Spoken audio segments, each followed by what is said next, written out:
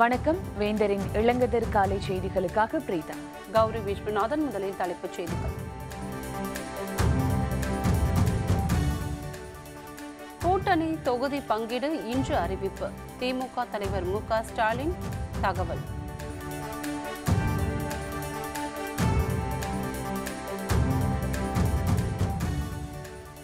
மத்திய அரசு ஊழியர்களுக்கு 3% அகவிலைப்படி உயர்வு. பிரதமர் தலைமையிலான அமைச்சரவை கூட்டத்தில் ஒப்புதல்.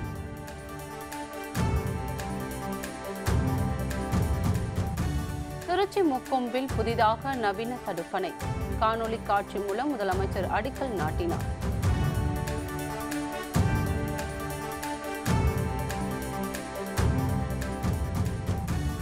நீட் தேர்வுக்கு தமிழகத்தில் 550 மையங்கள். அமைச்சர் கே.ஏ. செங்கோட்டையன் தகவல். வரும் நாடாளுமன்ற தேர்தலில் திமுக உடனான கூட்டணி கட்சிகளின் தொகுதி பங்கீடு குறித்து இன்று அறிவிக்கப்படும் என திமுக தலைவர் மு.க. ஸ்டாலின் தெரிவித்துள்ளார்.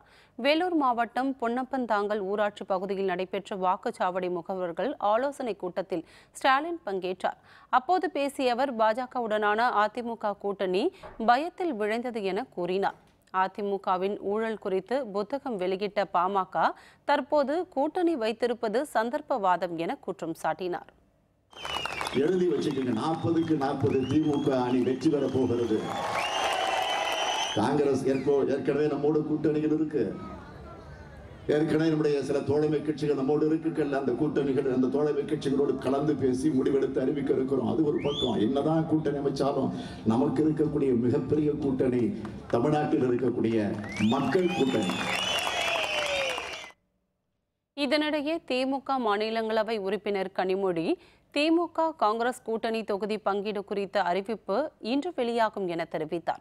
சென்னை விமான நிலையத்தில் செய்தியாளர்களிடம் பேசிய அவர், இன்று டெல்லியில் இருந்து மூத்த காங்கிரஸ் தலைவர் சென்னை வந்தவுடன் திமுக காங்கிரஸ் கூட்டணி குறித்து ஒப்பந்தம் கையெழுத்தாகும் என குறிப்பிட்டார். டெல்லியிலிருந்து யாராவது வந்து தளபதி அவர்களை சந்தித்து கூட்டணி நிச்சயமாக கையெழுத்தாகும். நீங்கள் தேர்தலில் போட்டியிடுவதற்கான அறிவிப்பு அது தலைமை தான் முடிவு செய்ய வேண்டும். மத்திய அரசு ஊழியர்களுக்கு 3% அகவிலைப்படி உயர்வு வழங்கப்பட்டுள்ளதை அடுத்து அவர்கள் மகிழ்ச்சி அடைந்துள்ளனர். மத்திய அரசு ஊழியர்களுக்கு 3% அகவிலைப்படி உயர்வு வழங்குவதற்கு மத்திய அமைச்சரவை ஒப்புதல் வழங்கியுள்ளது. பிரதமர் தலைமையில் நடைபெற்ற அமைச்சரவை கூட்டத்தில் இதற்கான ஒப்புதல் அளிக்கப்பட்டுள்ளது. மேலும் ஓய்வூதியதாரர்களுக்கும் 3% அகவிலைப்படி வழங்கவும் ஒப்புதல் வழங்கப்பட்டுள்ளது. ஏற்கனவே 9% அளித்து வந்த நிலையில் தற்பொழுது 3%துடன் சேர்ந்து 12% நிர்ணயம் செய்யப்பட்டுள்ளது. பாகிஸ்தான் பயங்கரவாதி மசூத் அசாருக்கு தடை விதிக்கும் நடவடிக்கையை மீண்டும் பிரான்ஸ் முன்னெடுக்கிறது என தகவல் வெளியாகியுள்ளது. ஐக்கிய நாடுகள் பாதுகாப்பு கவுன்சிலில் அமெரிக்கா, ரஷ்யா, பிரிட்டன், சீனா, பிரான்ஸ் போன்ற நாடுகள் வீட்டோ அதிகாரம் கொண்ட நிரந்தர உறுப்பு நாடுகளாக உள்ளன. இந்நிலையில் ஐக்கிய நாடுகள் சபையில் ஜெய்ஷ் இ முகமது பயங்கரவாத இயக்கத்தின் தலைவன் மசூத் அசாருக்கு தடை விதிக்க இந்தியா கொண்டு வந்த தீர்மானத்தை மற்ற நாடுகள் ஆதரிக்க சீனா மட்டும் தடையை ஏற்படுத்தியது. வீட்டோ அதிகாரம் கொண்ட ஒரு நாடு தடையை ஏற்படுத்தினாலும் தீர்மானம் நிறைவேறாது என்பதால் அந்த தீர்மானம் நிராகரிக்கப்பட்டது. இந்நிலையில் காஷ்மீரில் புல்வாமா தாக்குதல் நடைபெற்றதை அடுத்து பாகிஸ்தான் பயங்கரவாதி மசூத் அசாருக்கு தடை விதிக்கும் நடவடிக்கையை மீண்டும் பிரான்ஸ் முன்னெடுப்பதாக தகவல் வெளியாகியுள்ளது. பிரான்ஸ் நாடு இரண்டாவது முறையாக இந்நடவடிக்கையை மேற்கொண்டுள்ளது.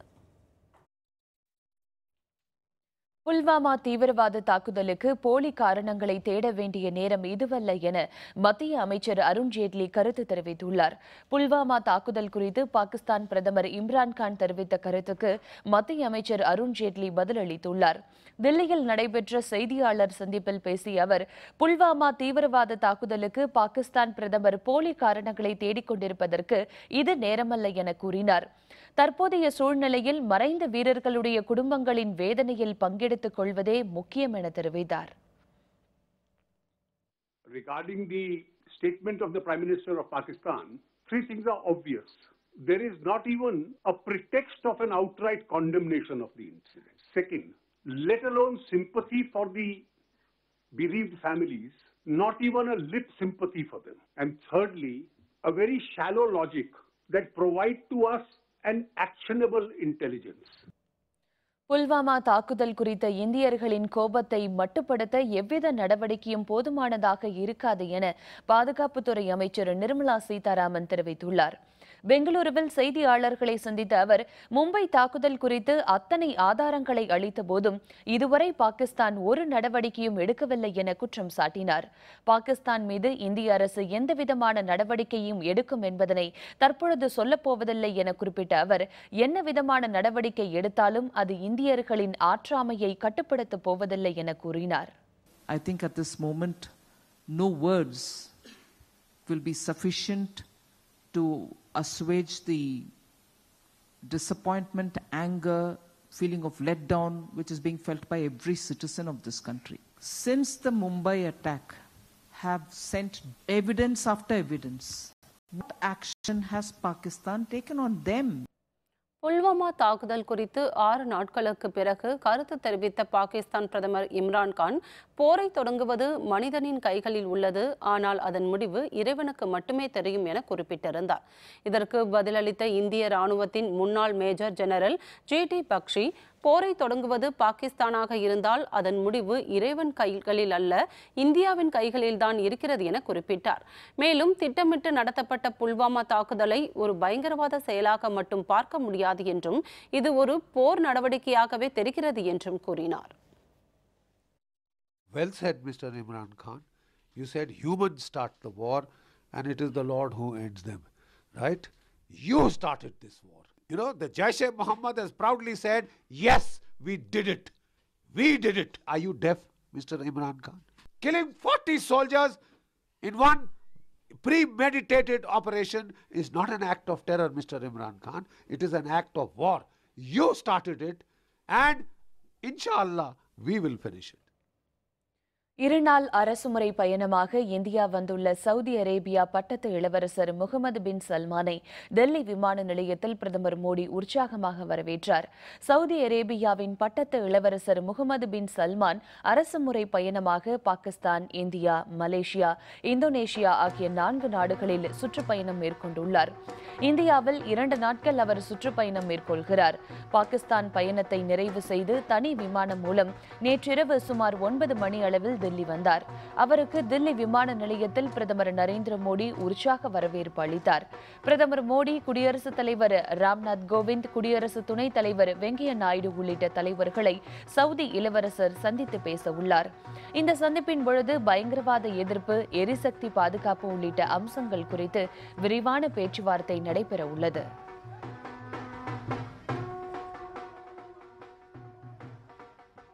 திருச்சி மாவட்டம் முக்கொம்பில் 387 கோடி ரூபாய் மதிப்பில் தடுப்பணை அமைக்கும் பணிகளுக்கு முதலமைச்சர் பழனிசாமி சென்னையிலிருந்து காணொலி காட்சி மூலம் அடிக்கல் நாட்டினார். காவிரியில் கடந்த ஆண்டு ஆகஸ்ட் மாதம் கடுமையான வெள்ளப்பெருக்கு ஏற்பட்ட போது முக்கொம்பு கொள்ளிடம் அணையின் 9 மதகுகள் உடைந்தன. இதனால் பாசனத்திற்காக காவிரி ஆற்றில் செல்ல வேண்டிய தண்ணீர் முழுவதும் கொள்ளிடம் ஆற்றில் வழிந்தோடியது. இதனையடுத்து அந்த அணை தற்காலிகமாக சீரமைக்கப்பட்டது. இந்நிலையில் முதலமைச்சர் பழனிசாமி கொள்ளிடம் ஆற்றில் 387 கோடி ரூபாய் மதிப்பில் புதிதாக நவீன தடுப்பணை விரைவில் கட்டப்படும் என்று அறிவித்தார். அதன்படி புதிய தடுப்பணை கட்டுவதற்கான பணிகளை சென்னையிலிருந்து காணொலி காட்சி மூலம் அடிக்கல் நாட்டி தொடங்கி வைத்தார். முதலமைச்சர் அவர்கள் மேலணையை பார்வையிட்டு ரூபாய் விளைநிலங்கள் பாதுகாக்கப்படுவதுடன் அவர்களின் வாழ்வாதாரம். நான் வார்வடி பகுதி சங்கேதி கிராமத்தை சார்ந்த நிறுவனத்தின் தமிழகத்திலிருந்து இந்த முறை ஒரு மாணவர் கூட வெளிமாநிலம் சென்று நீட் தேர்வு எழுதும் நிலை வராது என பள்ளிக் கல்வித்துறை அமைச்சர் கே.ஏ. செங்கோட்டையன் தெரிவித்துள்ளார். நெல்லையில் செய்தியாளர்களை சந்தித்த அவர் 16,000 மாணவர்கள் 413 மையங்களில் நீட் தேர்வு பயிற்சி பெற்று வருவதாக குறிப்பிட்டார். இதில் முதல் மதிப்பெண் எடுக்கும் 4,000 பேர் தேர்வு செய்யப்பட்டு அவர்களுக்கு உணவு உள்ளிட்ட வசதிகளுடன் சிறப்பு பயிற்சி அளிக்கப்பட உள்ளதாக தெரிவித்தார். நீட் தேர்வை பொறுத்தவரை இந்த ஆண்டு மத்திய அரசு கேட்ட உள்கட்டமைப்பு வசதிகளுடன் கூடுதலாக 550 மையங்கள் அமைக்கப்பட்டுள்ளதாக கூறினார். 8, 9, 10ஆம் வகுப்பு பயிலும் மாணவர்களுக்கு ஸ்மார்ட் கணினி வழங்கும் திட்டம் நிறைவேற்றப்பட உள்ளதாக குறிப்பிட்ட அவர் 12ஆம் வகுப்பில் வணிகவியல் பயிலும் மாணவர்களுக்கு CA படிப்புக்கான சிறப்பு பயிற்சி வழங்கப்படும் என்றும் கூறினார். நீட் தேர்வுக்காக 413 மையங்களிலே இன்றைக்கு 16,000 மாணவர்கள் அதிலே பயிற்சி பெற்று வருகிறார்கள். அதில் 4,000 மாணவர்களை நாங்கள் தேர்வு செய்ய இருக்கிறோம். முதல் மதிப்பெண் பெறுகின்ற மாணவர்களை அவர்களுக்கு முழு பயிற்சி அளிப்பதற்கு அரசு நடவடிக்கை மேற்கொண்டு வருகிறது.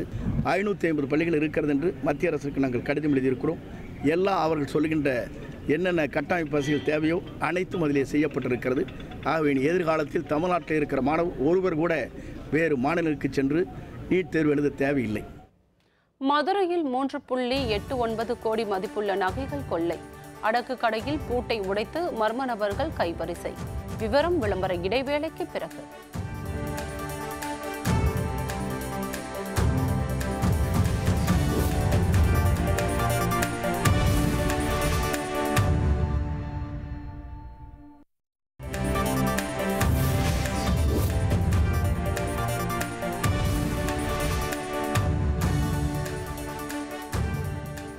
செய்திகள் தொடர்கின்றன.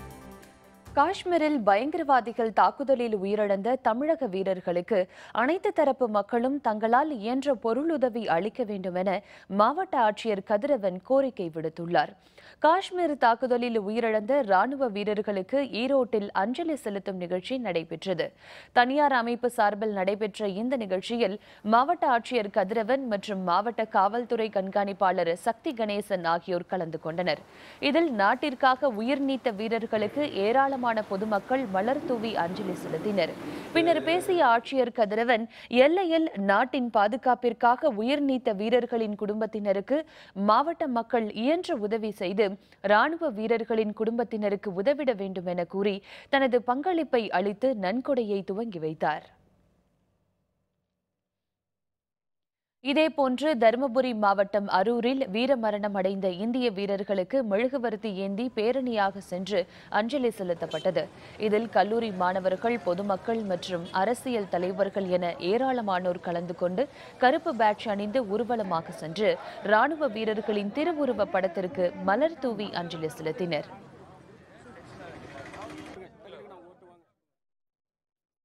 காஷ்மீர் மாநிலம் புல்வாமா தாக்குதலில் உயிர் நீத்த வீரர்களுக்கு மரியாதை செலுத்தும் விதமாக கோவை மாவட்டம் குனியமுத்தூர் பகுதியில் தீக்குச்சிகளை கொண்டு ராணுவ வீரர்கள் வடிவமைக்கப்பட்டுள்ளனர். உயிரிழந்த 44 வீரர்களை நினைவுபடுத்தும் வகையில் 44 தீக்குச்சிகளின் மருந்து பகுதியில் ராணுவ வீரர்களின் உருவமும் அதை சுற்றி இளைஞர்களின் ஒற்றுமையை பறைசாற்றும் வகையில் வெள்ளை தீக்குச்சிகளும் அமைக்கப்பட்டன. இதனை தங்க நகை பட்டறை தொழிலாளியான UMT ராஜா என்பவர் உருவாக்கினார். மதுரை நரிமேடு பகுதியில் அடக்கு கடையின் லாக்கரை உடைத்து 3,89,00,000 ரூபாய் மதிப்புள்ள 1483 சவரன் நகை கொள்ளை அடிக்கப்பட்ட சம்பவம் பரபரப்பை ஏற்படுத்தியுள்ளது. கட்டபொம்மன் தெருவில் கோபிநாத் என்பவர் அடக்கு கடை நடத்தி வருகிறார். இவர் கடையை பூட்டிவிட்டு வெளியூர் சென்று திரும்பி வந்த நிலையில் கடையின் லாக்கர் உடைக்கப்பட்டிருப்பதைக் கண்டு அதிர்ச்சி அடைந்தார். கடையில் வைக்கப்பட்டிருந்த 1483 சவரன் நகையை லாக்கரை உடைத்து மர்ம நபர்கள் கொள்ளையடித்து சென்றுள்ளனர். இதன் மதிப்பு சுமார் 3,89,00,000 என தெரிவிக்கப்பட்டுள்ளது. பின்னர் இதுகுறித்து போலீசாருக்கு தகவல் கொடுக்கப்பட்டது. மாநகர காவல் ஆணையர் மற்றும் துணை ஆணையர் தலைமையில் வழக்கு பதிவு செய்து விசாரணை நடைபெற்று வருகிறது. மர்ம நபர்கள் கடைக்கு எதிரே வைக்கப்பட்டிருந்த கண்காணிப்பு கேமராவை திருப்பி வைத்துவிட்டு கொள்ளை சம்பவத்தில் ஈடுபட்டுள்ளதால் போலீசார் விசாரணையில் திணறி வருகின்றனர். இப்போ நேற்று நைட்டு கடையை பூட்டிட்டு காலையில் வந்து பகையில் பூரா அதுவுமே லாக்கர் எல்லாமே உடச்சிருக்காங்க. பூட்டு மொத்தமாக ஒரு 15 பூட்டு கிட்ட அறுத்து வெல்டிங் மிஷினை வச்சு பிளான் பண்ணி ஒரு வாரமாக வந்து ஆள் பண்ணியிருக்காங்க. கேமரா ஃபுட்டேஜஸ் இதெல்லாம் வந்திருக்கு. இங்கே கம்ப்ளைண்ட் பண்ணியிருக்கோம். மொத்தமாக இப்போ உள்ள கணக்கு பண்ணி பார்க்கல ஒரு 4 லைசன்ஸ் உள்ள நகை கணக்கு வந்து எவ்வளோ வருதுன்னா 1484 பவுன் வந்து இப்போ கணக்கு கொடுத்துருக்காங்க. போலீஸ் கிரைமில் டேரெக்டாக கம்ப்ளைண்ட் கொடுத்துருந்தோம். நல்ல ஆக்ஷன் எடுத்து சூப்பராக சப்போர்ட் பண்ணியிருக்காங்க. ஸ்பெஷல் டீம் போட்டு பண்ணிட்டு இருக்காங்க. சிவகங்கை மாவட்டம் சிங்கம்புணரி அருகே மாசி திருவிழாவையொட்டி நடைபெற்ற மஞ்சு விரட்டு போட்டியில் 300 காளைகள் பங்கேற்றன. அரளிப்பாறையில் உள்ள ஸ்ரீ பால தண்டாயுதபாணி கோயிலில் மாசி திருவிழாவின் 10ஆம் நாள் நிகழ்ச்சியாக மஞ்சு விரட்டு போட்டி நடைபெற்றது. இதில் சுற்றுவட்டார பகுதிகளில் இருந்து 300க்கும் அதிகமான காளைகளும் 100க்கும் அதிகமான மாடுபிடி வீரர்களும் கலந்து கொண்டனர். கோயில் காளையை ஊர்வலமாக கொண்டு சென்று போட்டி காளைகளுக்கு மரியாதை செலுத்திய பின்பு காளைகள் ஒன்றன் பின் ஒன்றாக அவிழ்த்து விடப்பட்டன.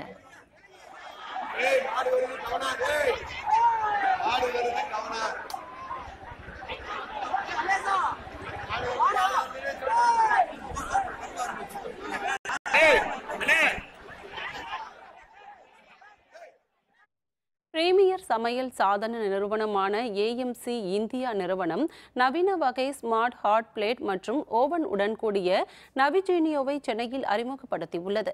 கிண்டியில் நடைபெற்ற நிகழ்ச்சியில் ஏஎம்சி இந்தியா நிறுவன தலைமை செயல் அதிகாரி சுரேஷ் வேணுகோபால் கலந்து கொண்டு நவிஜீனியோவை அறிமுகப்படுத்தினார். பல்வேறு சிறப்பு அம்சங்களுடன் உருவாக்கப்பட்டுள்ள இந்த புதிய நவிஜீனியோ கருவி விரைவாக சமையல் செய்ய உதவுவதுடன் குறைந்த அளவிலான மின்சாரமும் பயன்படுகிறது.